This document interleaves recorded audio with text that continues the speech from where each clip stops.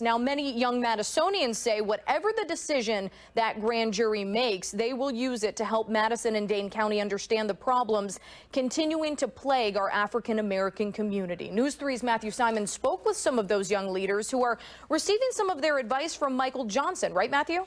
Right, Danica. If you remember back in August, the Dane County Boys and Girls Club CEO was one of the speakers at Michael Brown's funeral in Ferguson.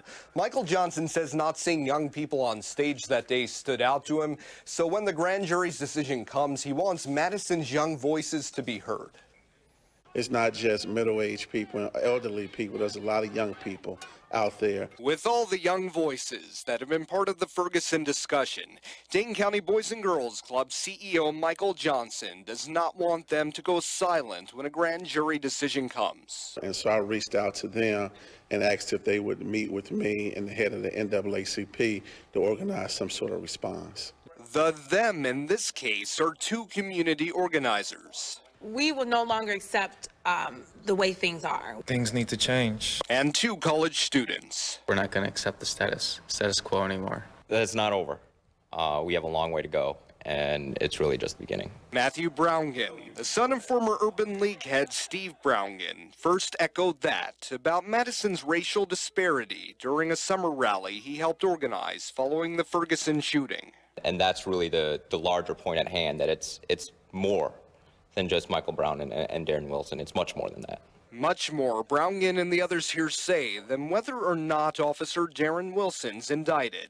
That does not change facts like large amounts of Dane County African Americans being incarcerated or living in poverty. We still need to use this momentum nationally to make the changes that we need to see. Our communities are in need. And when the Ferguson news breaks, that is what our young leaders say their message to their peers will be. That says a lot, that Madison outrates Ferguson, outrates Mississippi in terms of the incarceration rate of black men and black people in general. I think that it's time to, pay respect to the older generation, but also turn the page and draw inspiration not from the past, but from the future and what the future can be. We have to put strategies in place and create a grand vision like Martin Luther King talked about when he said, I can see my 4 young kids, and when I can see an America that do X, Y, and Z.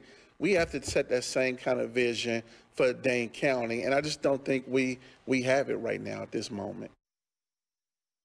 And these young leaders are talking more directly about taking action. They say that means examples like holding up signs at a football game or buying billboards to really help the community understand the message behind the meaning. They hope that will create action in turn. The younger groups actually have a central Facebook location they're communicating through after the news comes out from Ferguson. They plan on gathering downtown for what they say will be a peaceful rally. Some interesting perspectives tonight, and certainly something we will keep an eye on throughout this week. Matthew Simon reporting. Thank you so much.